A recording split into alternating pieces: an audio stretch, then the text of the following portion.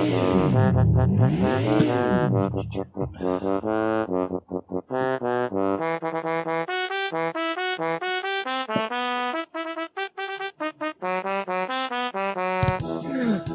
hoy, and welcome to the podcast that drinks and knows things. I am the host for this week, Benji. Our episode title is Well Done, Mance. Yeah, you're sounding really internet-y right now. Because the music's literally playing right over my ears, like blowing me out here. Oh, no, it's blowing you out. So, okay, yes, welcome to the podcast that drinks and knows things. I am Benji. Tonight's episode is Well Done, Mance. Recording date is September 23rd, 2018. We're covering Season 5, Episode 1, Game of Thrones title, The Wars to Come. As always, I'm joined by Glenn of House Dog. Rough. Lucan of House Blackmead. Ooga. Abby, aka Gertie of House Condescension. Yippee-ki-yay. And our special guest, you might remember him from our trivia episode about 2 months ago, 2 or 3 months ago. Nobody Not your remembers. average Joe. No, I don't remember. None of us. Hello. How you doing, Joe? I'm great. Thank you. So what's everybody drinking tonight? Well, we have Oktoberfest Leinenkugels, we have box wine, and some other choice beers. So Yeah, a variety pack. Abby, Joe? I've got Duplin, Black River Red. I'm drinking Busch Light. Nice. And I got myself some Shock Top Lemon Shandy. All right. Trendy. So our show, trendy. Our show is produced with the love and support of our wonderful Imaginary Legion patrons. Learn more at patreon.com/stayimaginary. So we're skipping up a couple of old segments. So we're going to just go jump into our previous episode recap. And I think It's that's better if you Glenn. just don't reference it. People they'll forget. So we had something Okay. before, but now we're not doing that. So Okay. don't look for it. All right. Go ahead, Glenn. Previous episode recap. Jon treats with the king beyond the wall. Then Stannis joins in on the party. Qyburn tends to the mountain's wounds. Cersei spills the beans about twin secrets to Tywin. Jaime helps out as Tyrion partakes in an escape room. Dany finds ruling difficult. Must tame her dragons. Brienne and the Hound get into a Donnybrook. The Jojen train gets derailed, but not before Bran makes it to his destination. Arya sets sail looking for a new start. I like the idea of the train pulling up to the station and then just like falling over. Well, I got you this far. I'm done.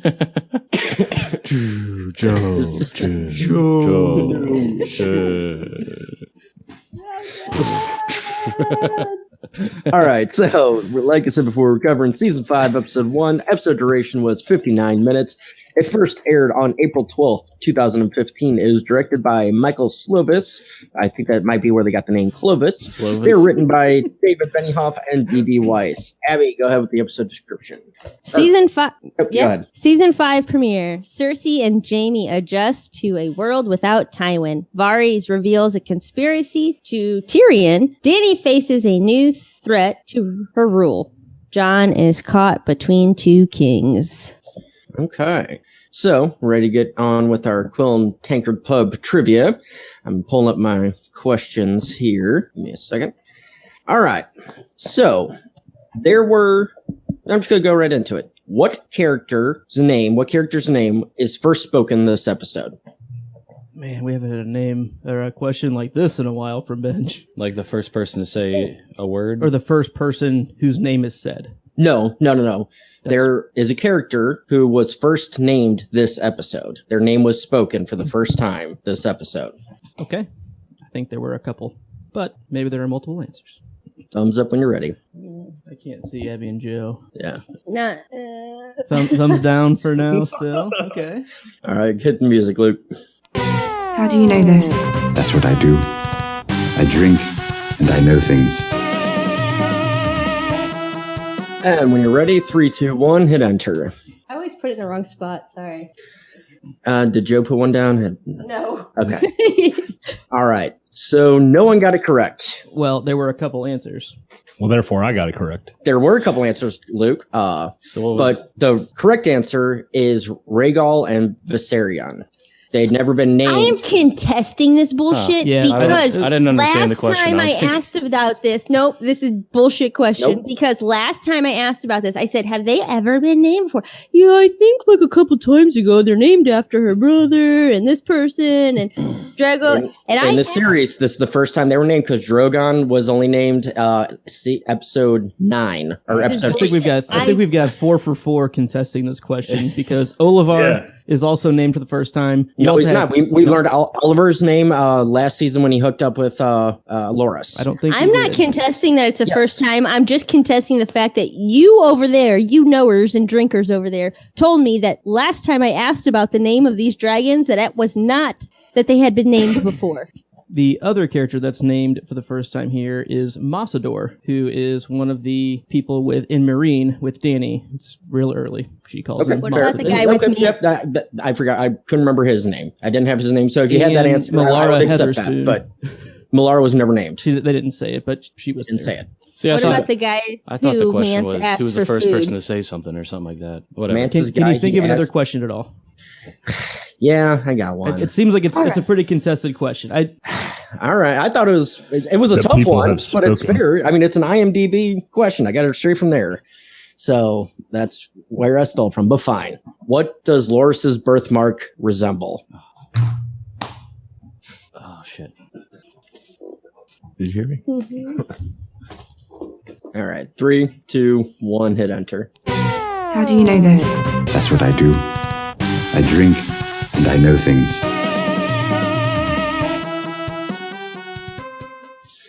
So Glenn put Essos, Luke put Dorne, and Abby put the place next to Sandstone. I will not accept that one, Abby, even though it's the place where Sandstone is. Okay, that's fine. Nailed it. But Luke is right. It is Dorne. But that's fine. So, all right. Luke gets the point. Point to Luke. Let's get past cool. Let's contest that one. I'm contesting it because I'm leaving it alone. All right. 0.5? I think, 0.5. No, that's fine. All right. We're going to the start of the show. The opening, Emmy-winning Peter Dinklage, King's Landing, The Eyrie, A Flayed Winterfell, The Wall, Pentos, and Marine. Just a quick note that I had Charles Dance still getting a credit, even though he's literally just laying there being a corpse. He was like the third one credited in the entire episode. So that's Still played a part. Yeah, true. All right, so we start on the flashback. Young Cersei. Does anybody else have any notes on the opening credits? Really quick. No, it happened. Especially the flayed man on Winterfell. Yeah, it's there. Cool. Yeah. All right. Flashback. Young Cersei, Malara Heatherspoon, and Maggie the Frog. Cersei seeks answers to her future. Glenn. Yeah, so kind of the beginning, they're walking up to this house or whatever it is, and I guess Malara Heatherspoon is just kind of like pretty scared, and like, oh, we're gonna get in trouble, and Cersei's just like, you don't need to be afraid of my father. And I think it just kind of speaks to how intimidating, even at that time period, how intimidating Tywin can be, even though we don't see him at all. It's just the fear has been instilled in people. Gotcha. Yeah, Pretty cool. I like the scene, but they definitely left out some information, consolidating a lot of stuff, missing the well. I kind of think that would have been fitting to have that part added in. But Luke? Gold will be their crowns, gold will be their shrouds. And it seemed like Cersei kind of ruined the chance to have 3 actual questions. she like kind of pissed away her second question when she says, how many kids will we have or whatever? And the frog's like, he'll have 20 and you'll have 3. And she's like, how is it even possible? And that counted as one of her 3 questions. Yeah. It's kind of like, I only get 3 questions? Yes. Are you sure? Yes. Only 3? Yes. And that's it. See you next time. 3 questions I had. Coming out. Where is the bathroom? Ab. The bathroom is good. Her licking her finger was a little much for me. I was a little, and it's definitely not put out there right away that is supposed to be Cersei. So did you get that in the long run, or? I got it in the long run, but at first I'm like, where the hell are we? Like, I don't understand what's going on. Who are these This children? is the first time ever we had a flashback. Exactly. Yes. So, all right. I'm going to jump to King's Landing from Cersei's point of view. We have Cersei, Jaime, Marjorie, Hyacinth, and Tywin. Cersei and Jaime mourn their father. Jaime warns of their enemies outside the door, and Cersei talks of their enemies within their family. So Jaime's basically back to being fully in Cersei's corner here. Worrying about the outsider kind of seems like a slip back in character. You know, it's one of those, we had the feeling like he might be ready to pull away, but that, I guess her little kneel down at the end of last season kind of brought him right back into the fold. Luke? So she kind of, asked the straight question of, did you set Tyrion free? And he doesn't really deny it at all. And I think that's all the confirmation she needed. But I'm a little surprised she isn't more pissed off at it. She tries to really kind of rub his nose in it, like, hey, this is basically what the consequences of your mistakes in this time are. But I don't know. I just feel like she'd be more pissed off about him not outright agreeing with her to agree with her. Yeah. Abby? I don't know. Sorry, I like blues through this episode. I'm gonna throw it to my man Joe over here. He has the best point. When I die, I want rocks on my eyes like that when I'm buried. I mean, who doesn't want that? That's pretty sweet. They're awesome. They were kind of creepy, like blue eyes. And his eyes are so blue. At first, I'm like, "Whoa, what's so wrong? Like, what's wrong with him right now?" And I'm like, "Oh, he's dead, and that's not his eyes." Because we've seen those before, but this is the first time where it's been like, "Oh, that's odd looking." It just looks like someone drew a shitty picture of Tywin, like an amateur, or like a really drawing. good picture, and then like just fucked somebody up else the finished the eyes. Or like died right before I finished the eyes and give it to some kid to do. All right, Glenn, go ahead. Yeah, it just seems like ever since the trial that Jaime has just tried to like kind of coach Tyrion on, all right, this is what we do to help you out, and like just go by this plan, and everything will like work out, I guess. And like it has, but like Tyrion's just kind of gone rogue some of these times, and like did the trial by combat, and then killed Tywin and #Shea Stadium, God forbid. But like he just wants to do the right thing, I guess, but it's just not, it's coming with a lot of consequences that he probably didn't see coming. Yeah, definitely. If that makes sense. No, definitely. So, anybody got anything else on that scene? Okay. Staying in King's Landing, we have Cersei, Loras, Marjorie, Tommen, Kevin, and Lancel. Cersei receives condolences and is reminded of Lancel's services. Luke. At the very beginning of the scene, I think it's kind of funny how when Loras walks up, he's just he says like, "Oh, Tywin was a force to be reckoned with," like 2 or 3 times, because he's just like just doesn't know what to say, and he's just like trying to be, I don't know, dutiful or kind, but it's just coming off he's such a tool here. Like and he was just a force to be reckoned. He was just a force to be reckoned with, I suppose. We'll never see his like again. He was just a real force to be reckoned with. That's hilarious. I'm gonna go with my point real quick, if you don't mind, here. My whole idea of this scene is pretty deep. Tywin was a force to be reckoned with. That is true. No doubt. Good point. Joe, you got anything? No. May the force be with you, I guess. I don't know. Glenny? Yeah, just a force to be right. I mean, Cersei, like you see, like it's almost like similar to, I guess it is a funeral, but like she's just like a total bitch, but I think everyone sympathizes with her, and like she's not exactly being a bitch. Like she's just kind of receiving the condolences, as you would, instead of just totally blowing everybody off and being a total cunt. So good for her, I guess. My only note was nothing more annoying than a born again that you used to have to do fun shit with. They're kind of total killjoys. That's kind of what they get the feeling from Loras. He's like, "Oh, the 7 can save you." No, shut up. Have a drink. All right. Next scene in King's Landing, we have Loras, Oliver, and Marjorie. Loras enjoys his new friend. Marjorie contemplates her options. Abby. I have no idea what you're saying because my earphones weren't in. I'm so sorry. Talking about the Loras, Oliver, and Marjorie scene. Loras enjoys his new friend. Oh, yeah, he's pretty just cool with it. I mean, Marjorie walks in, no big deal. It's just, I don't know, weird. I wouldn't want to walk in on my brother with any person, let alone like somewhere that you could be. I don't really know what you can be for. If you could see their birthmark, then that's probably not good. Yeah, I mean, it would just be awkward. I don't know. He just doesn't even care. So that's cool. Joe, you got anything?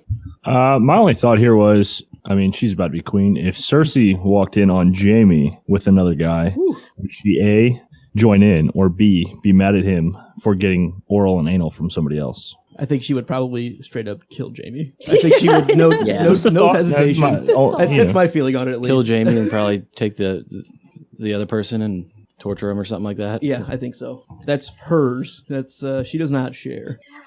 She'll give it around herself, but she won't share. Right, and I don't think Marjorie's romantically involved with Loras like that. So now hold on just a minute. Not yet. Glenn, go ahead. Yeah, just I think Loras brings up a good point. Like, ever since Tywin died, like, he's not like the only person that was kind of forcing the marriage between him and Cersei was Tywin. Now that he's dead, like, he doesn't have to do that really. But at the same time, he's kind of explaining that, like, since I don't marry Cersei, she's not going to go to Highgarden, and she's going to be here and kind of like a thorn in your side. So, hence the pun. Right. Hence the pun. Every rose has its thorn. Yeah, my note on that was that look for Marjorie, half what did I say here? Half disgust at the kiss. Oh, disgust at the kiss. Like it was like almost disgust on her part, but also maybe a hint of like jealousy or envy. Like he actually has someone he cares about that much that she doesn't. She knows she's pretty much alone. Just kind of an interesting, facial reactions. Luke. So Olivar, who gets named in this episode for the first time ever, basically, no, he does not. Basically, he's like, we'll have a lovely time in Dorne. This is when they're talking about the birthmark, judging by my experience. And that's clearly referencing back to Oberyn in Microfinger's brothel. Yes, whenever where he was named. He wasn't named in that Oberyn. episode. He was not named in that episode. I will promise you that. But I'll get drunk and then forget. You promise? I'm not going to promise that. But anyway, it's just kind of funny referencing back to that scene where clearly Olivar's going to really enjoy his time there. I thought it was funny that they brought up the, Dorne thing. Aren't the Tyrells and Dornish, like, not friends? I mean, I know that's more of a book canon than show, but just saying. They water it down quite a bit, and it's actually a lot more, like you said in the books, it's a lot more complex than what the show even tries to do. But typically, yes, on paper, they are not buds. Right. Yeah. Martell and Tyrell are close in that they rhyme. Close in, hominology. But far from friendology. All right. Anything else in King's Landing? So we're going to the narrowest of seas / Pentos. Tyrion and Varys. The duo arrives in Pentos. Varys wants to talk about the future. Tyrion wants to forget his past. Joe.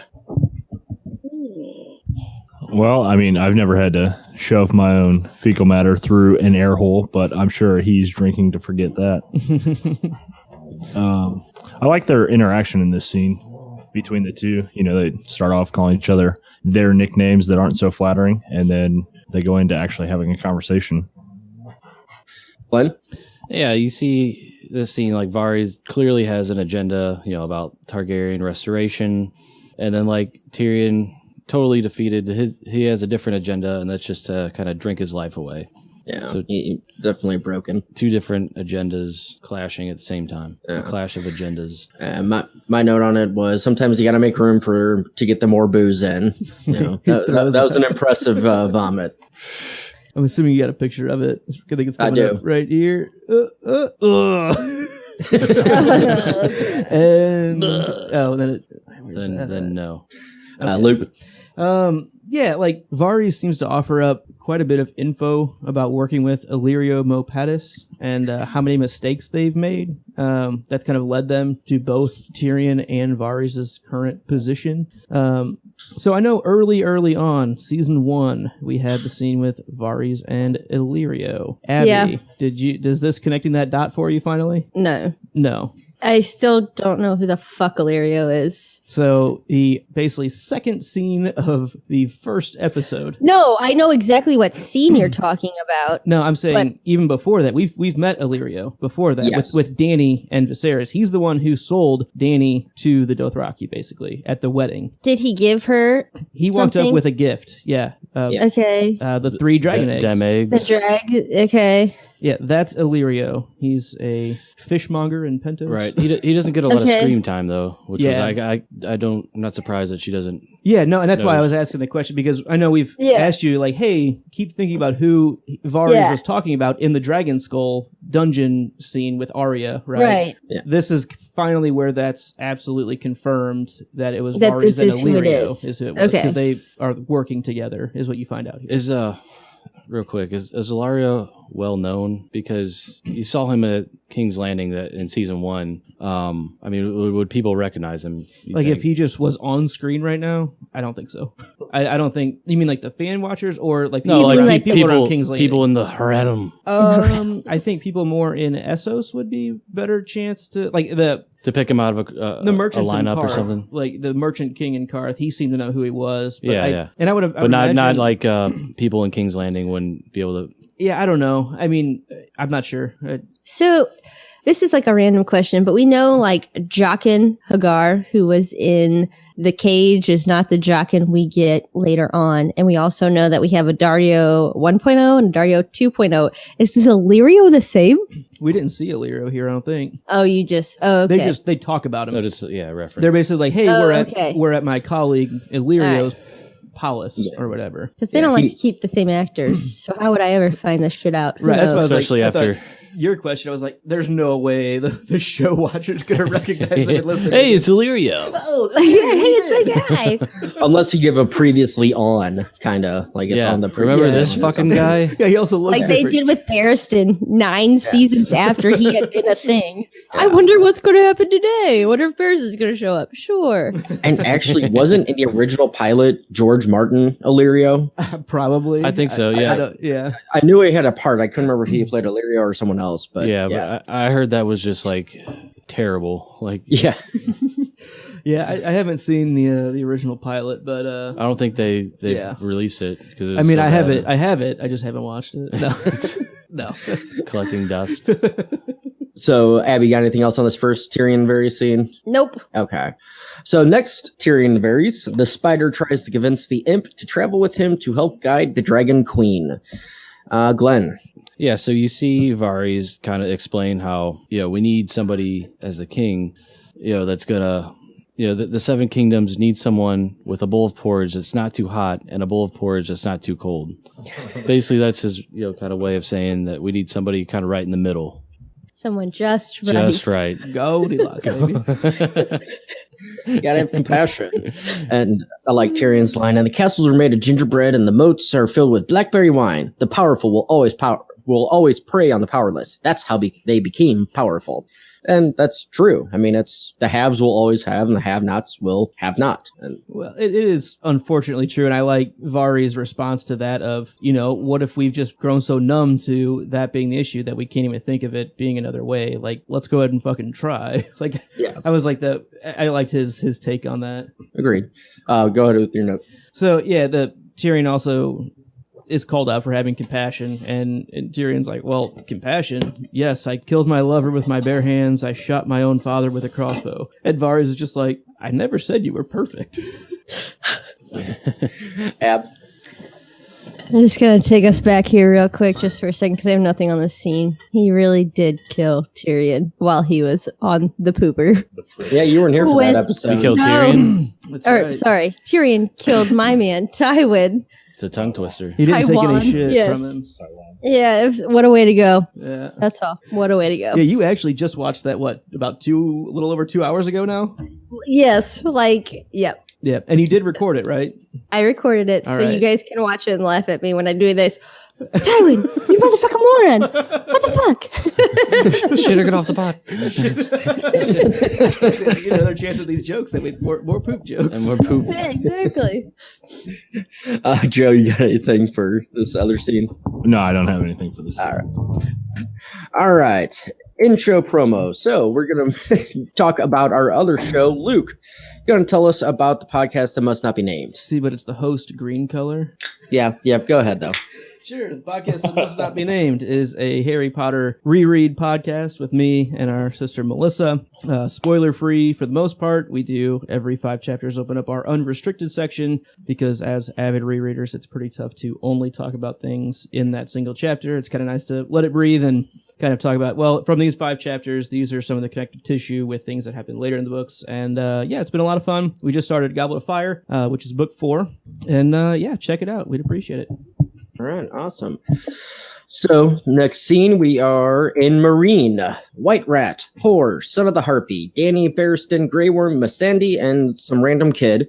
White Rat is caught relaxing in a brothel. Danny chooses to honor him in the temple. Missandei gets curious. That some random kid is Massador. Okay, sure. Sure. That'd have been a good randomly pops trivia up. question. Who is some random kid? Oh, Massador. That's actually his name in the credits. Random kid. So my only note is I can't blame White Rat. Everyone appreciates some good head every once in a while. You know, the whore just rubbing the back of his head. So, all right, Luke. So base.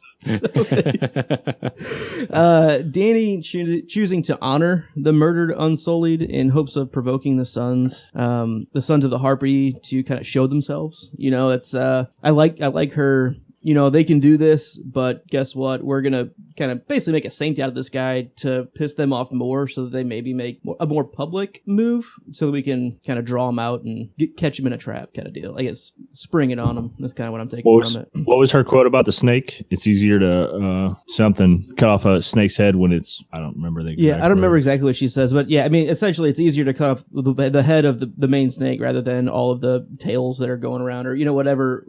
It was a good quote. I don't remember it either. Yeah. It was so good we forgot. It just really sticks with you. You might as well let them say it instead of... You know, she just said it so well, I didn't want to try to repeat it. Abby? Well, the Sons of the Harpy, they're pretty terrifying. Like, they're pretty scary. They're good job, guys, I guess. Other than that, both these shows I just watched are really rummaging together in my brain. And I was like, hold on, wait, aren't we talking about when the Drogon burns the baby? So I suck today. I apologize. But we got a lot of Danny things going on in my head. But yeah, those guys, I mean, they're terrifying. They walk in, I was like, what the fuck is going on? So that's all right. Good job. And that Joe, scene, you got anything? no, No, go ahead, Luke, sorry. that scene starts with the harpy statue falling too. This Yeah, right here. I'm with catching the up on tits. that. Harpy with So- the I didn't- tits. So the mask I that the didn't guy's know. wearing later on is representative of this statue. So I don't know what the Sons of the Harpy are, I guess. The I didn't. harpy is essentially the statue that's in almost all of the slaver cities. Okay. And so the sons of the harpy are like the slaves of the masters. And so this is a scene of, you know, Danny taking over and completely outruling the slavery. And so taking down the statue here statue. is kind of representative of that. And so the sons of the harpy are the ones that want to bring it back to that. And they're taking out Danny's forces is what it seems like it's going. It's kind of what's going similar on. to like taking away Christopher Columbus's statue. Is it like that? It's an apt comparison. It's definitely a comparison. Basically, the only similarity is that both statues are being taken down. Okay, you know, I can see that. You know where I'm going. Nailed Joe, you got anything? No, I think you guys got that one good. Glenn, go and finish it off. Sure. So, like, I don't really know how this brothel works or whatever, but I'm pretty sure that's not the usual. Because he asked for the usual here. Can I get you the usual? Can I get the usual? Sometimes you know? you wanna go where everybody And I don't know if the usual is, you know, slitting your throat. So, Yeah, it's usually one of those like one-time deals, I think. right. Can I get the thing I got last time? Well, we slit your throat last time. Well, I'm back. I liked it so much that I'm back. It really worked for me. But I don't get many repeat customers with that. I do have one more thought on this. Whenever Missandei goes and talks to Grey Worm, she kind of asks, you know, we found out that he was in a brothel when they found him dead, and that's not the first of the Unsullied that have been found or that have been heard to be in brothels. Like, can I ask why? And I took it as he actually doesn't really seem to understand, like, why someone would do that. I mean, clearly White Rat is going here and getting contact comfort. You know, he's been completely denied emotional emotional human, touch for his entire life since he's been taken. And apparently maybe he remembers back to when he was a baby from his mother. Like it's a normal human instinct thing to want. And, I don't like from what we get in Grey Worm's reaction, I don't know if he has that same emotional response. Like maybe he got taken younger than White Rat or something. So it just didn't seem like he actually knew like what White Rat could have been looking for. I think like a lot of people assume that since you're a eunuch that you're cut off from all brothels, but I don't know. Cut it out. Cut. All right. Damn it, hang on. All right, so Saint and Marine, Danny and her court, Dari 2.0, Hizdar Zokravitz, Rhaegal, and Viserion. Danny shoots down the idea of reopening the pits. Dario tries to convince her again, and she takes a look at her chained children. Luke. A dragon queen with no dragons is not a queen. And we've kind of talked about that last episode with Johnny Indie Boots of how right now the dragons are kind of the only thing she really has. She's got 10,000 unsullied. That number seems to be dwindling from what we can see. And she's only got the dragons really, because Marine isn't really helping her out much. And the second sons can be bought by anybody else. I mean, technically she has, it seems like Dario's, allegiance, but the rest of them are just sellswords, I would think. So without the dragons, she doesn't have a whole lot, not too many legs to stand on. Yeah. No, agreed. Abby? My question is, again, I watched these 2 episodes together, so shoot me. I don't care. When she puts those chains on the dragons, right? She puts the chains around their necks. She just does it with her little tiny itty bitty toothpick arms. Boop. Yeah. How the fuck do those dragons not break them? I don't care if she looks at them, they're angry, they're underneath. How do they not just, oh, look, she snapped this on my neck. She was speaking from her balls. I don't get she was speaking from her balls. Yeah. Okay. But it makes no sense. I don't know. No, agreed. It's not all that convincing. Yeah. I agree. Not at all. I'm convinced. I don't know. Joe, I see why she couldn't be heard from miles away when it's just her talking, and I don't understand why she couldn't pick that up. She's a strong, independent woman. She don't need no man, that's for sure. Only Dario, and that ain't no man. Glenn, go ahead. Sure. Yeah, we see kind of a differing of opinions, I guess. Like Danny just kind of assumes that the masters are just going to get off on watching this slavery death match. Like I think Dario kind of instills that, hey, like I grew up in the fighting pits. Like that's how I got my start. I wouldn't be here without the pits. It's just seeing it as an opportunity for people to make a name for themselves that otherwise would just be some random fucking idiot on the street. Mm-hmm. Yeah. So my note with it is when she's yelling at Hizdar, and he's like, well, if you want to be political and do all this, I'm not a politician, I'm a queen. My response, really, at best, you're a mayor. You have a city. That's it. And even then, you don't even have that great a control over that one city. So, you impressed me, a couple episodes ago where you're like, I'm going to stay, I'm going to rule, I'm going to learn to rule, I'm going to do what I'm supposed to do.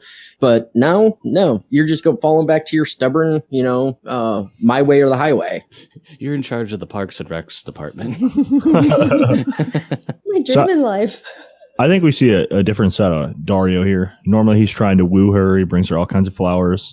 And he finally got what he was waiting for. I mean, you assume because they're in bed naked, you get to see his pasty white butt.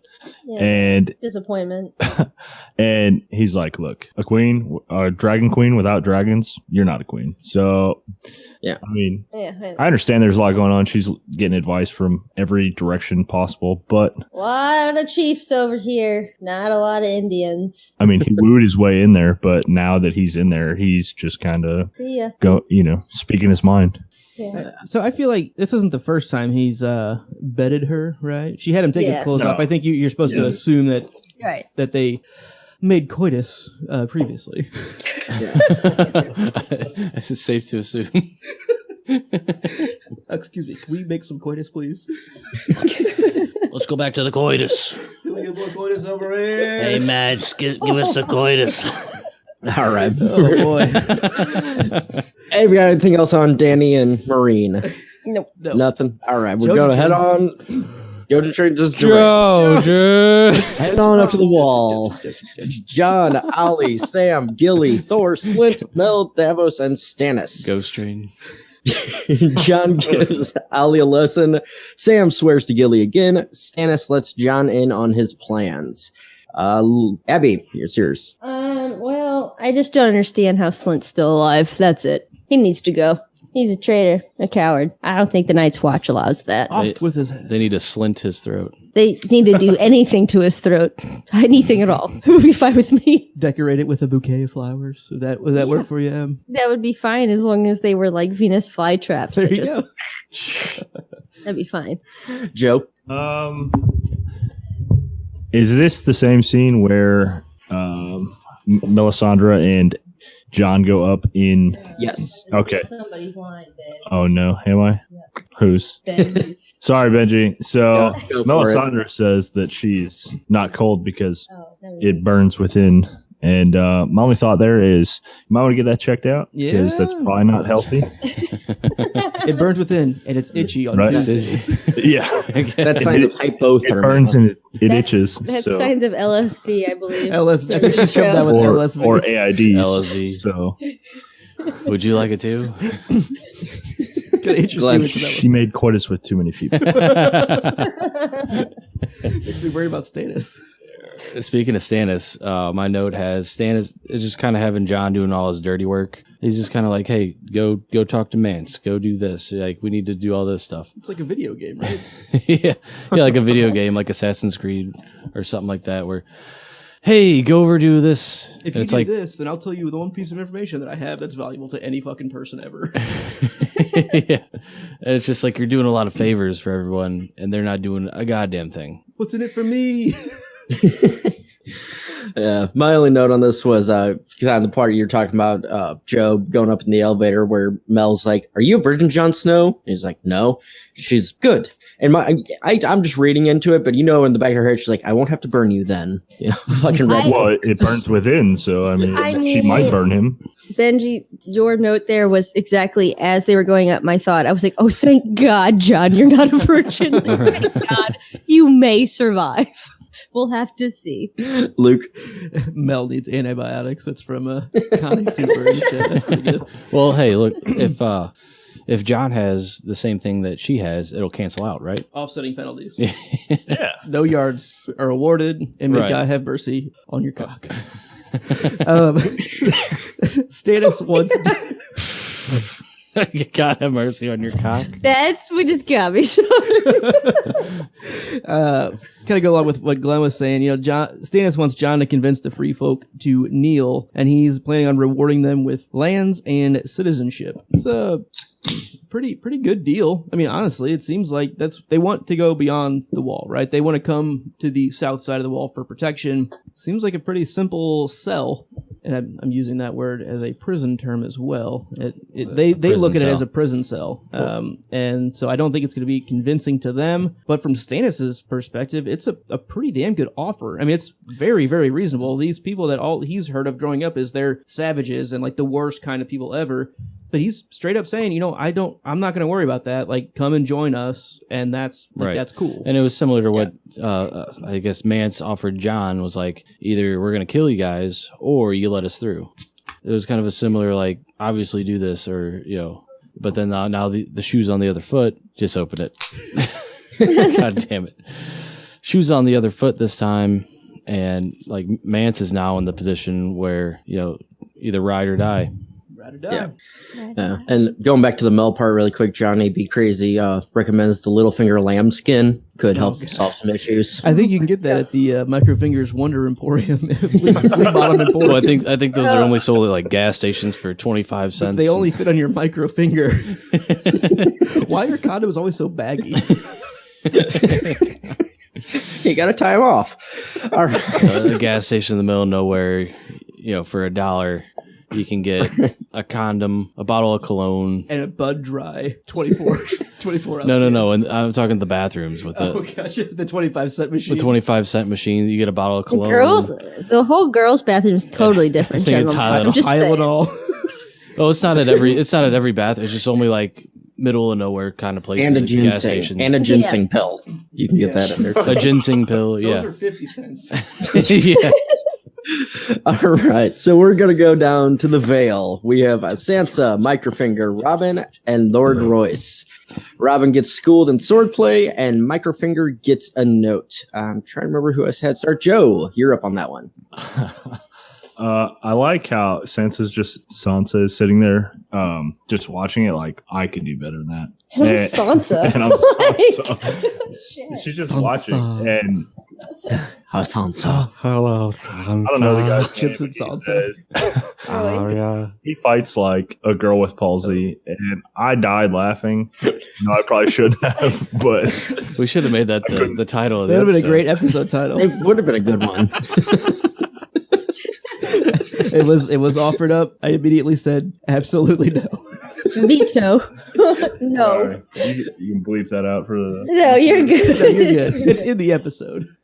It's not how I want people to find our episode through that SEO. I would not prefer to be pulled into that. Glenn, what's your note on this? Yeah, so basically we found out here Robin was kind of forced to cut the cord at 13. So obviously, like, sucking on his mom's tits for all that time, like, he has definitely not learned any skills. And I think he's just kind of being thrown into the fire here. As you know, I guess his new mentors and stuff are just kind of like, well, you need to grow up like a real boy and fight. And I'm a real boy. it's just kind of sad because he fucking sucks. But, like, I think somebody says that, like, well, a lot of boys go to war at 13. Yeah, I think Royce is like, boys go to war with 13. My boys had a sword in their hand when they learned how to walk. And he fights like a girl with palsy. That is the line. That's right where that comes in. We're patching everything together. Yeah, he's My only note on this is it's so satisfying to watch that little bitch get knocked around, you know, just for all the shit and annoying he's been, just to see him get, pushed back multiple times. It's just a good scene. And the kid he's fighting is just another kid. I mean, he doesn't look intimidating or anything. I He's think just that's probably one of Royce's sons. Roy's son. Royce Clayton. Royce Clayton. kind of, yeah. Now batting number 9. Luke. Royce Clayton. Batting average, Please take a note of it. 180. So middle finger. Middle finger. Middle finger. Middle finger. That's his brother. Little finger, micro finger, middle finger. So he, kind of says he doesn't have many skills, right? But he does have a great name, and sometimes that's all you need. And knowing how Baelish has grown up, I mean, I think he can see the value in those names. He's been able to do it without it, but he sees how much easier it is to do anything in the realm if you have that one of those great names. And even though this little twat is what we're seeing he is, still has a lot to offer just by who he is. And Microfigure knowing that can be kind of dangerous, I think. Yeah, and when he says it, he glances over at Sansa too, kind of saying that's all. That's what your most important is your name. Abby, anything on this one? I mean, not really. It's just, Take the tit out of your mouth and fight, boy. yeah, sure. That, I don't know. It's Time to let your just- balls drop. Yeah, something. Oh, it's just like anything where you just see people who are, I don't know, physically fit or active or athletic at all, and you're watching this other person like just fumble over every move and action. It's just difficult to watch, like train wreck. So I wonder if the kid he was fighting was formula fed. formula. Get out of here, Joe. All right, so we got next scene: Brienne, Pod, Microfinger, and Sansa. He went to Brienne, Tom Amansky Pops. School of Fighting. Brian. I think he goes by Brian. Back to back Brian. to back. Fighting championships. Brienne pouts about her failures. Microfinger and Sansa are westward bound. Crap, I can't remember. What to start with Abby. I don't even know what you're talking about here, so that's good. Basically, Sorry. the Brienne and Pod scene. Where he loses the horses. Nope. See, that's last. I'm so Yeah, that's confused. last It's episode. too many. All right. Too many. Do you even know what a squire does? Oh yeah, That one? sorry. Joe, anything? I like how they're sitting there saying they're going to find Sansa, and then she just kind of cruises by in her parade with her knights in her carriage, and they have no idea. Mm-hmm. I mean, I guess it just proves how easily somebody can just slip away. Especially, I mean, they were just in the carriage they were talking about. I thought you said we were going west, or I thought you said we were going to the Fingers, but here we are going west. Yeah. Shoot. And everything just missed out because you were sitting there cleaning your armor, polishing your sword, weren't paying attention to the road. And I got a question. How did Pod not catch the falcon or the mockingbird and not know that's Microfinger? He knows all the goddamn sigils. Yeah, just wondering. Were they flying? But yeah, we don't have a picture of the overall. I don't. But yeah, I didn't notice it. But yeah, maybe it is just a little too far. I don't think is that a well-known sigil though. Like I think didn't he just make it up himself? Or he did. But for how close him and Tyrion were, I feel like that's one that Tyrion would have instructed him on. I think he would know that if he saw it. Yeah. But go ahead, Glenn. Like, this one's not important enough to remember. Hashtag microbird. I didn't really write anything down because at this point, Griffin made me a sandwich. It was just there was too much going on. It's real life of watching it in this house with a 4-year-old.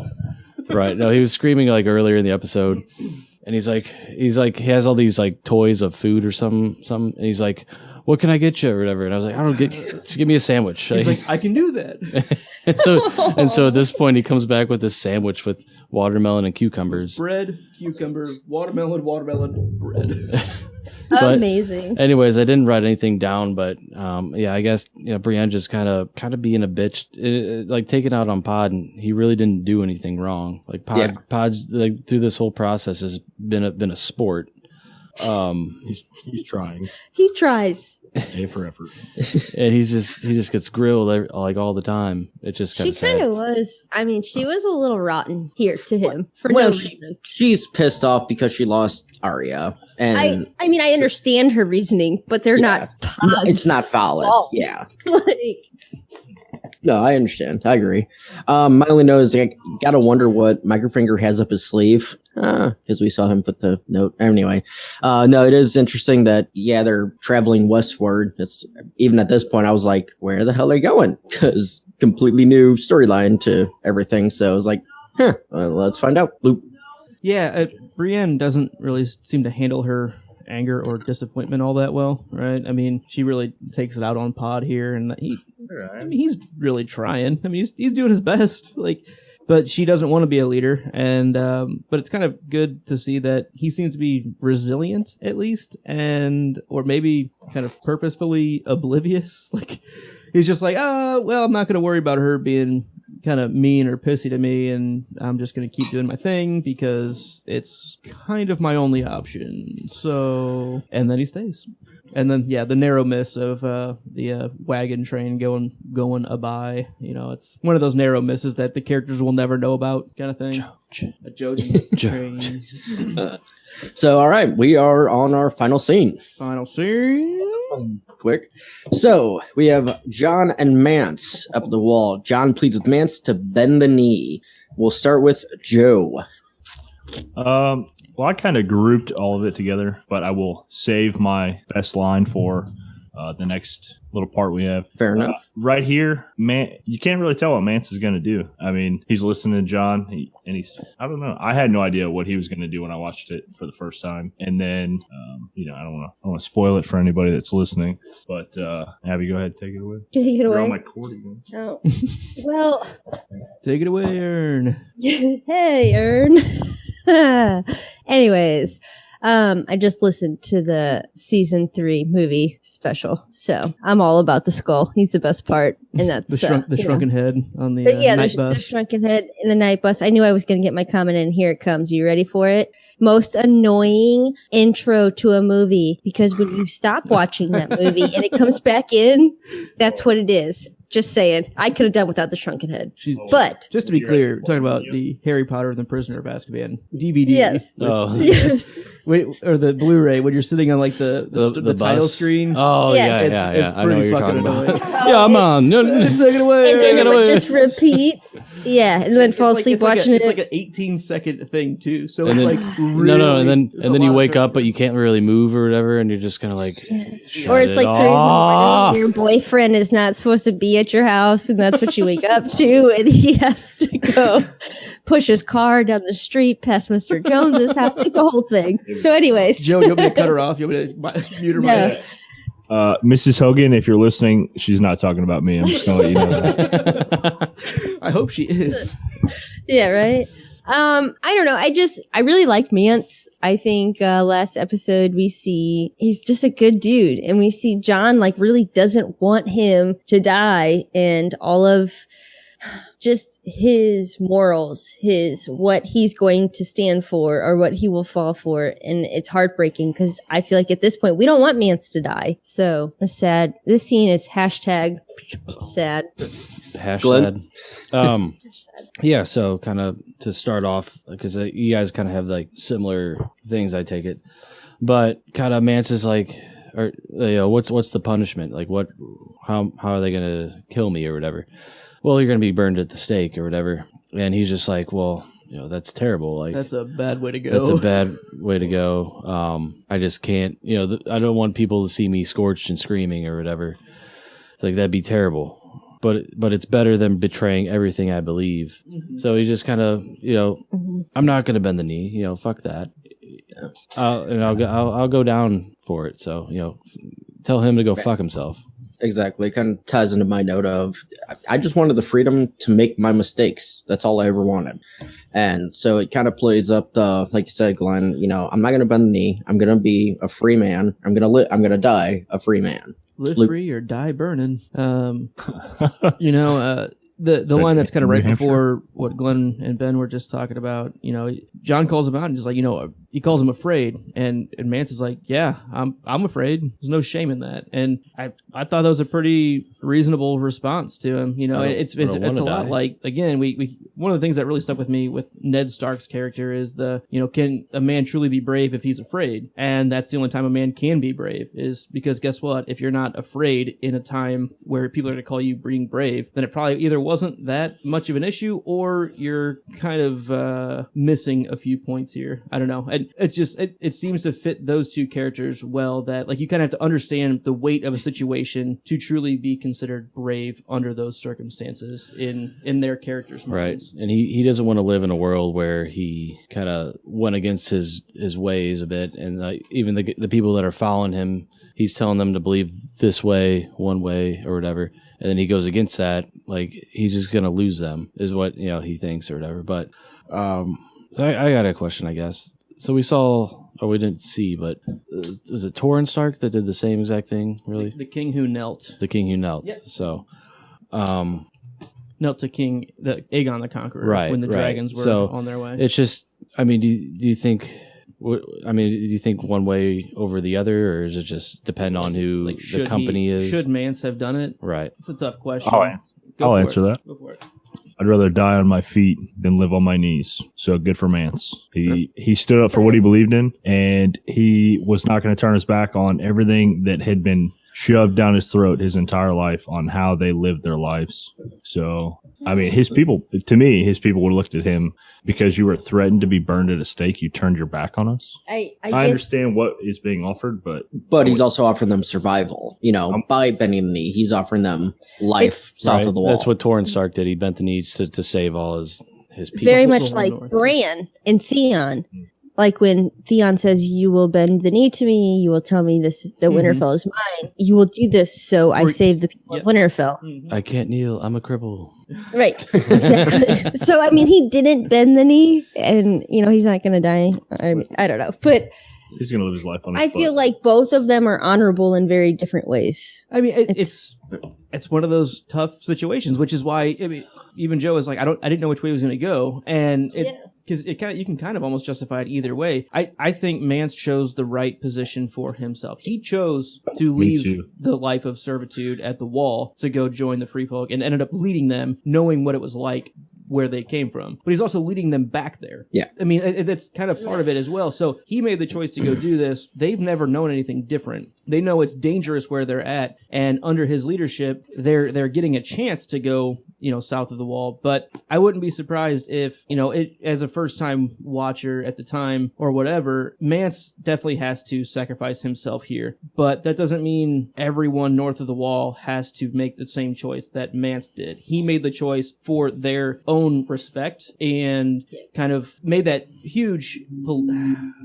theoretical sacrifice, basically, to show that it's worth doing. Yeah. But it's okay for them to maybe go ahead and bend the knee to save themselves a bit, if that makes sense. Well, I think once he got captured, I think he probably assumed that eventually he'd been executed.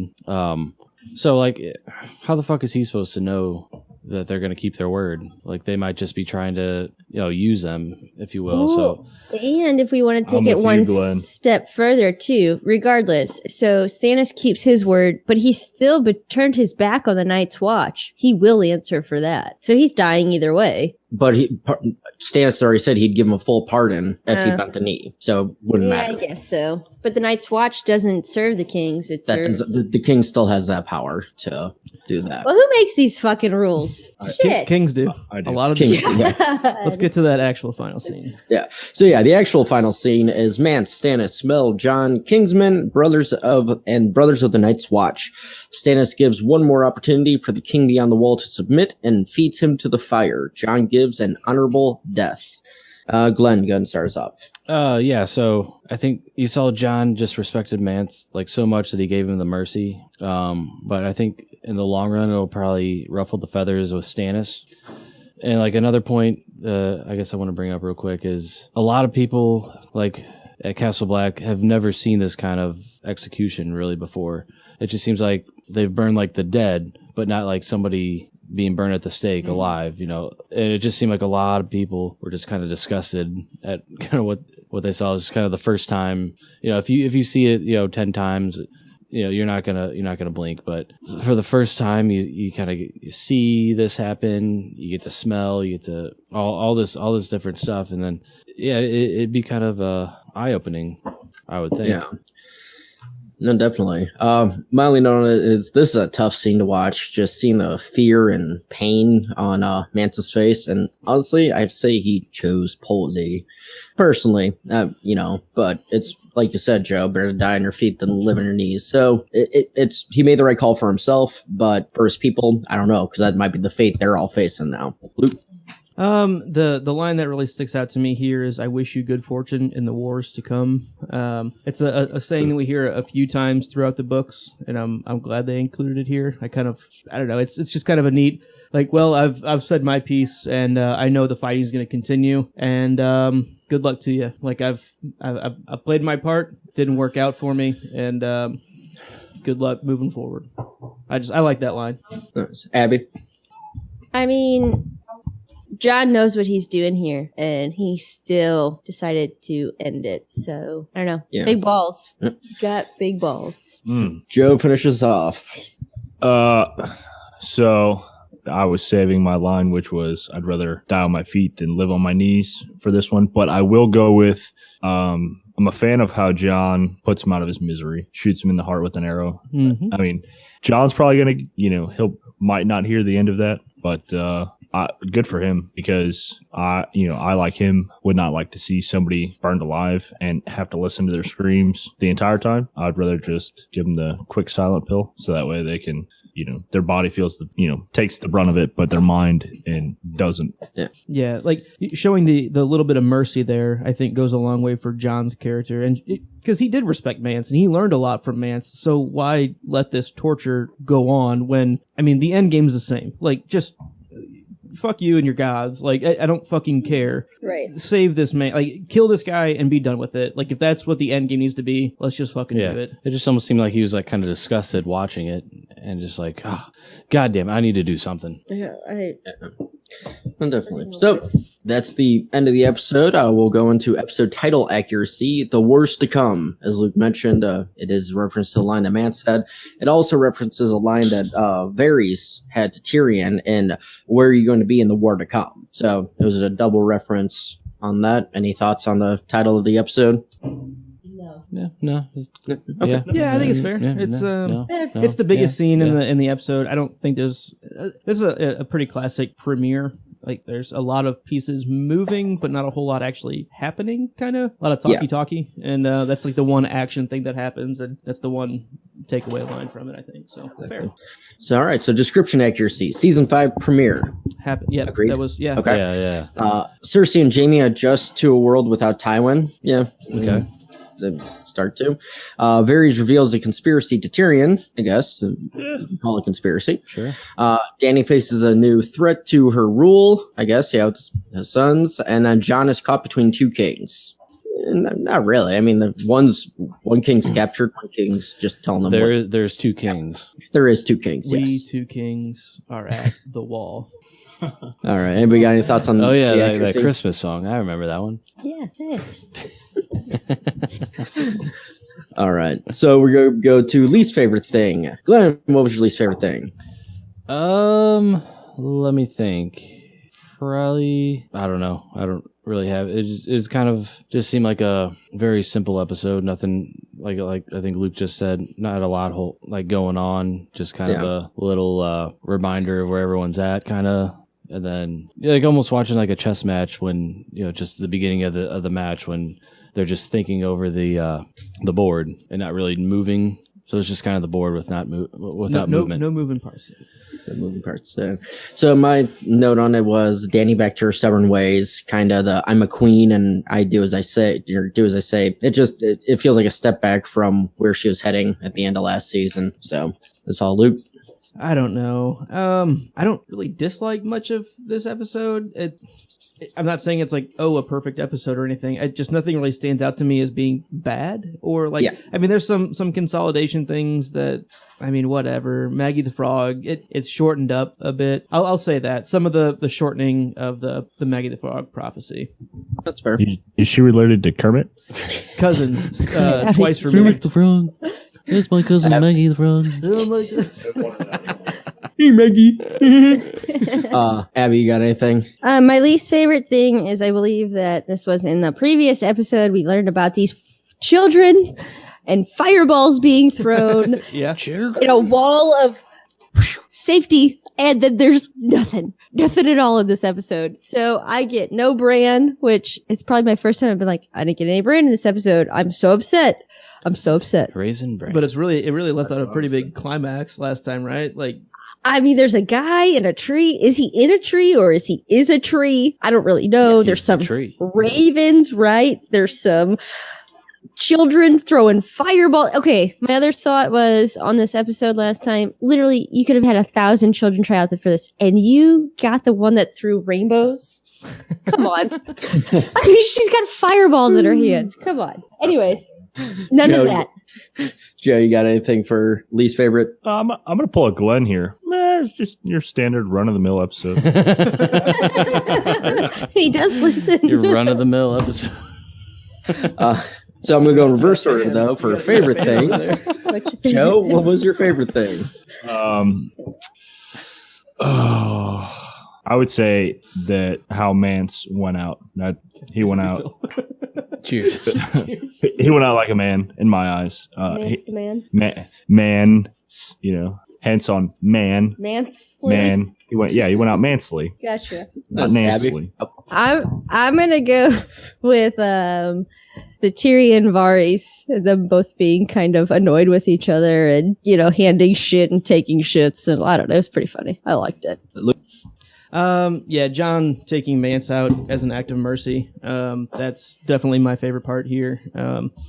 We kind of already touched on it. It's just a good move by Jon, and he might get some shit for it by kind of the assholes and cockles at the head of the Night's Watch. But I think even Stannis might kind of respect the move of there's no need for senseless pain. Like, just fucking do the job and be done with it. Yeah. So mine was Robin being knocked down like a bitch.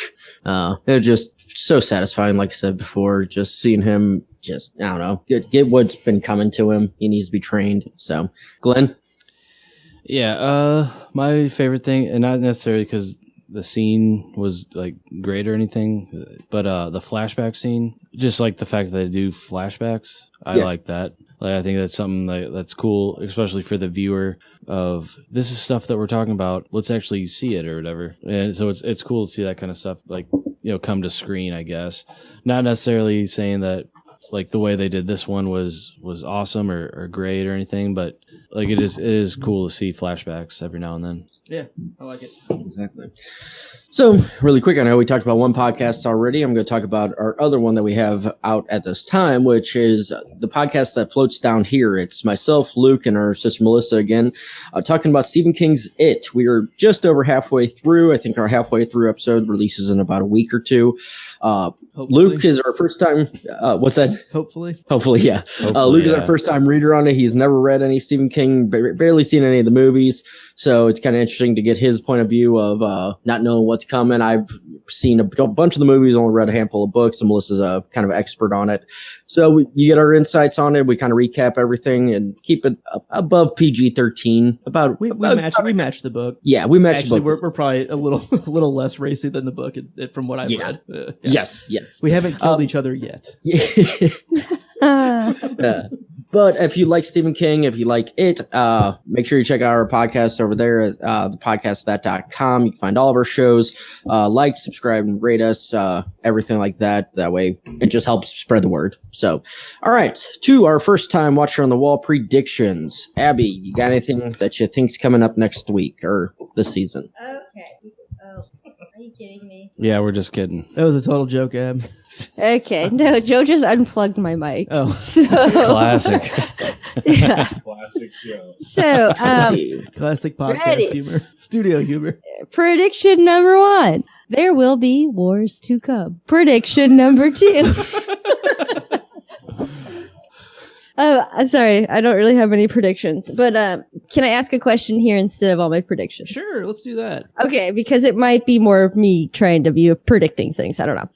How does one become a white? Do you just die? You've asked this before. Okay, You're not I know, gonna but keep trying to slip it in and trick us. Okay, but I'm really drunk by the end of the shows because my question is, on the finale, these things just popped up out of the ground. Are they like seeking? Do they know when humans are around? What? I don't understand. You'll know when you know. I know and I know. It's like Gandalf the White. It's like I hate Gandalf the you all. Grunge. Gandalf the Grunge. The grunge. Okay, so anyways, I don't have any predictions. Anybody want to ask me about a certain person? And I'll tell you what they're going to happen.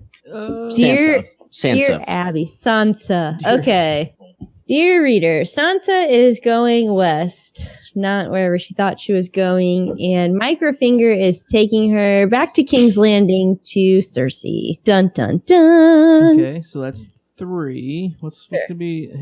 Who else should we talk about? Arya What about Arya? We saw her go off on a boat. on a boat. Don't you ever? I'm on a boat. Oh. Well, she's gonna find Jaqen. Hello, duh. No, yep. They're gonna find each other. I wish she was older, then they could have babies. But that's fine. Faceless baby. Faceless babies. Oh, she's so cute. She doesn't have a face. Look at that face. It's stunning. Oh god. Yep. There you go. Anyway. All right. Anything else? Is that 4? Yeah, that's 4. That's close enough. All right. Good enough. Sure. Close enough. All right. We're going to get into our house stuff. So, Glenn, what are your house words? You miss 99% of the shots you don't take. What is your house name? Glenn of House Dog. What's your sigil? Spuds McKenzie. Your sword? Johnny Utah. Region? Da Vale. Religion? Dem New Gods. Horse's name? Horse meat. Animal? Rich the Flying Squirrel. Ancestral home? Castle at Beast Mountain. Your newspaper? The Moon Door Bee. Yeah, we gotta have a new one too. It's a new season. We gotta have a new one. Yeah, for it is a new season. Glenn came up with natural resources in your area. Natural resource. All right. Sure. Damn it. Okay. So That's what we're doing. Unless you can think of a better one, maybe we can get a better one. I already got a good one for mine. So all right. Who's your favorite ancestor, Glenn? My ancestor is the Duff. You got a natural resource, or we want to hold off? Ah, shit. I said that, but then I didn't think of one. Let's make it a season 2 thing. We'll also accept write-ins from the chat. So if you guys have a good idea for what our next, that's a good idea. superlative. Let me think on it, and then I'll come up with one next episode because I thought of a good one, but then I forgot it. Yeah, I already got mine. So We love you believe you. forever. So, all right. We got House. I'm Sly of House McLean. Our words are: it's dangerous to drink alone. House sigil is 3 gold triangles on a field of red and black. Our house sword is Konami because they make blades of steel. We're from the Reach. We pray to the gods of tits and wine. We ride Peach all night long. Our animal is Ares the Phoenix. Our ancestral home is the Tower of Hera. Watch out for Mordor. Our newspaper is the Daily Sun. And my famous ancestor is my great uncle John, savior of winter celebrations. And I do have a natural resource. Since we're in the Reach, we are full of honey. Honey.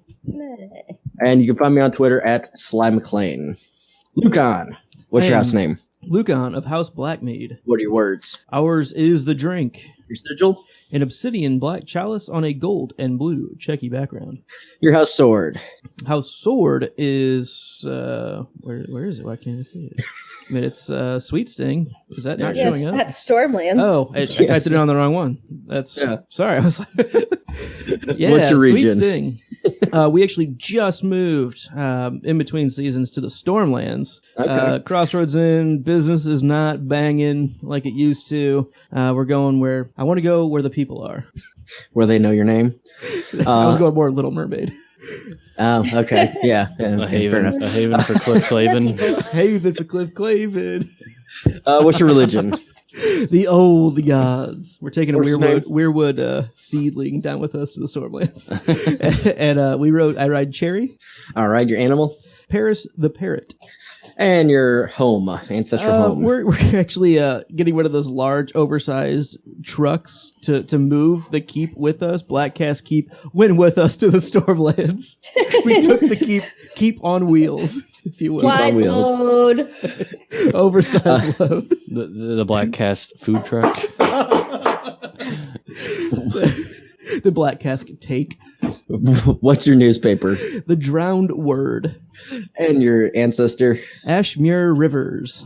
And do you have a resource? Right now we're still digging. We haven't. We just moved in. I mean, we're still the. You don't have the rights to. Yeah, we don't have mineral rights yet. You have mineral rights. We've got land rights, but we do not have mineral rights yet. We'll keep you updated.